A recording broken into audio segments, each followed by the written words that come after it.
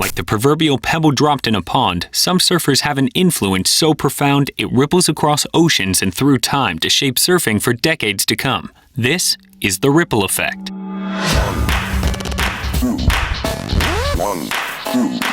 2, 3, 4. It's 1972. Disco, flares, and glam rock are in. U.S. President Richard Nixon is about to become embroiled in the Watergate scandal, and Albie Falzon's homage to country soul surfing, Morning of the Earth, is packing out cinemas. But in the small Australian surf-mad town of Coolangatta, the wild design advances of the shortboard era and 5 years of cyclone swells create a flashpoint of surfing development. Surfing might be getting back to where it all began, as Morning of the Earth urged, but the Coolangatta crew are a hyper-competitive lot with fire in their bellies and stars in their eyes. It was a shortboard revolution. We were cutting down surfboards, we were riding smaller boards, getting in the barrel for the first time, long barrels. Peter Townend is the grandson of the local publican, an ordered and ambitious stylist with dreams of surfing stardom. Michael Peterson is a wild, erratic talent whose freakish ability is matched only by his sociopathic competitiveness and undiagnosed schizophrenia. And this Mick Jagger impersonator is Wayne Rabbit Bartholomew, who hovers between the two extremes with a flamboyant rock star sensibility and a desperate hunger for the rewards that the pro surfing dream promises. It was unbelievable. PT over this side telling me about how to do it properly, and MP over this side just going, no, take the radical path. If you're a true surfer, just come this way. It was so cool. The Coolangatta Kids dominated the emerging pro era in the 70s with a rapid competitive fury and their refined point break styles.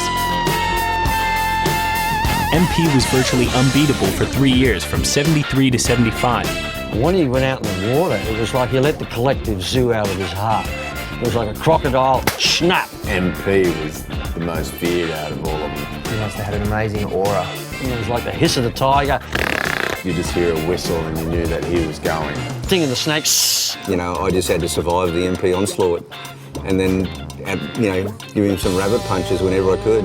MP's style, it's pretty erratic. There's never been a human being like him. I don't think there will ever be. And it was like this was menagerie going on in the water. And you were going, get the fuck out of this crazy guy's way, he's on fire! PT and Rabbit collected 2 of the first 3 world titles of the new Pro Tour from 1976. The way Rabbit used to talk, it seemed like every moment that they were together, every time they surfed every day, was like it was a world title bout. PT was, very polished, twinkle toes. I am what I am, and this is how it is. Style master. Very professional. Testing 1, 2. He was a visionary. Rabbit was the full tilt leader of the boogie band. Best storyteller you've ever seen.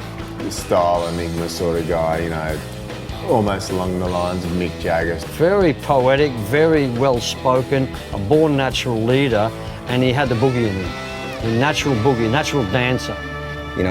For a while there, they both accepted me in their worlds, and then, of course, when I got older, then, the rivalry was all on, but they were beautiful days when, I was friends with both of them. It's remarkable that one little town produced such a block of surfing talent, yet 30 years later, it did it all again when 3 young Coolangatta beach rats, all from broken homes, burst onto the world stage. Mick Fanning, Joel Parkinson, and Dean Morrison were part of a gang of cheeky, straw-haired grommets who called themselves CK7, duking it out in Gold Coast junior titles, scrounging money for their next meat pie or chocolate milk. For us, it wasn't bitter or anything like that. It was like, I just want to beat him, and I just want to beat Dean, or I just want to beat Joel, and that just served us pretty much to where we are today. By 2003, the 3 Coolie kids were all ranked in the top 10 in the world. Within a decade, they'd have 4 world titles and 30 world tour victories between them. Now, you could see that these kids were going to, be right up there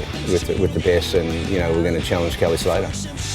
Coolangatta is to Australia what Miami is to the US, a retiree's paradise known for its balmy year-round weather and cavernous clubs full of senior citizens feeding coins into banks of poker machines. So how is Coolangatta, population 5,000, produce more surfing champions than anywhere else on Earth? Because of the waves. It's purely the waves. Captain Cook called it point danger. There was, waves pumping when he come by, and there's still waves pumping here now.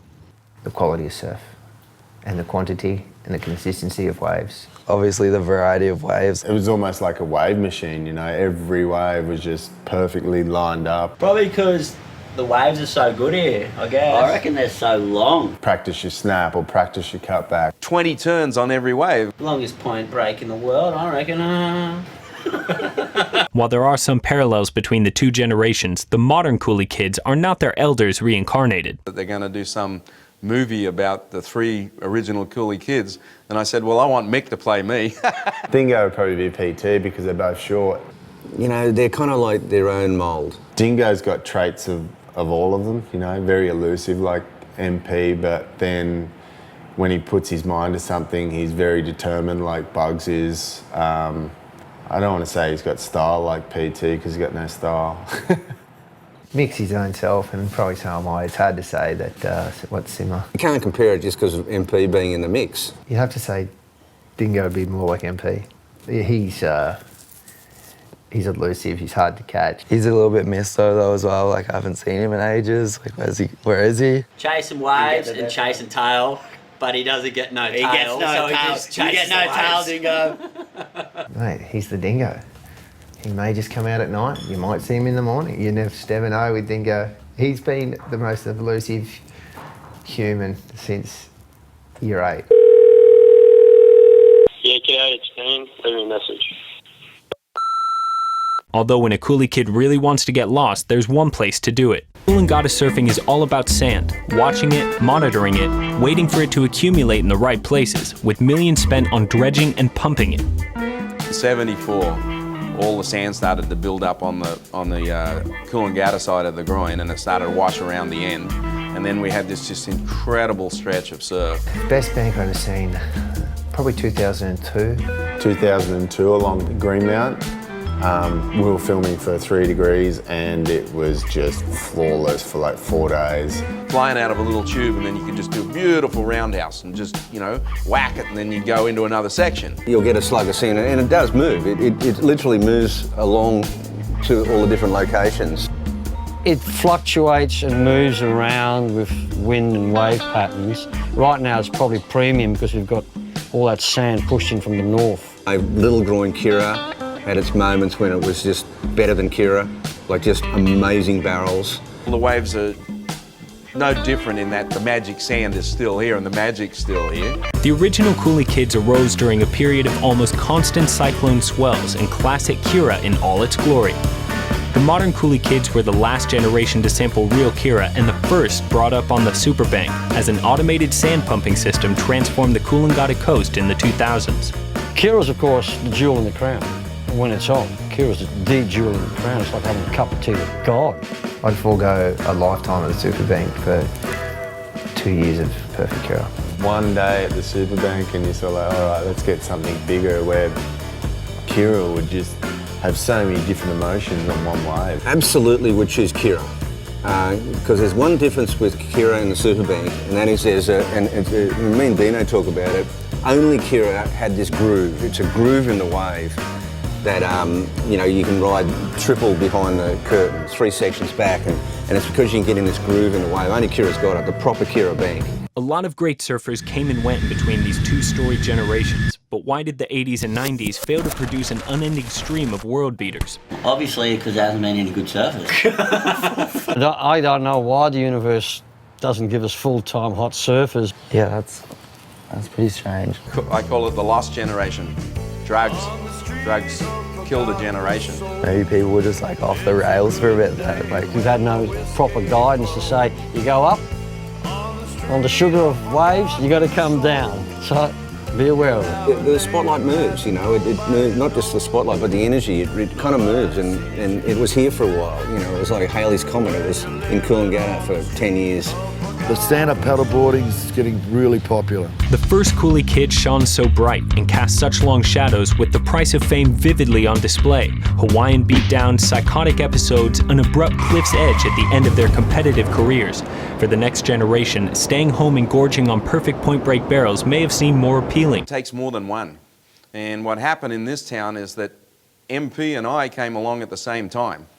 And I would never have been as good as I was if it wasn't for MP, because every day I had to try and be better than MP, and Rabbit then had to try and be better than both of us. The three of us were just very determined to beat one another. And until the whole Dino, Parko, Fanning thing came along, the same thing happened. You know, that energy makes those guys better. Whatever the reasons, the modern Coolie Kids came programmed with boundless ambition and the perfect circumstances to fulfill it.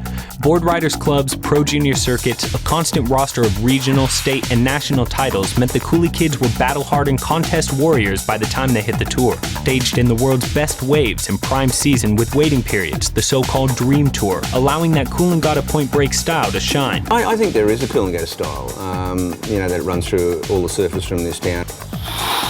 And of course, slam it around, and then you pump it up again, and it's gimme, some of that surfboard shimmy, yeah! Flow between manoeuvres, linking the manoeuvres beautifully and seamlessly, and, you know, going from barrels to big carving cutbacks, and then, you know, into deep bottom turns and you know, really amazing carving surfing, and you know, that to me is something that is a common thread right through all the great Coolangatta surfers. Perhaps surfing talent, like the fluctuations of sand that feeds it, moves in cycles, with only the shrewdest observers able to detect where and when it will take shape next.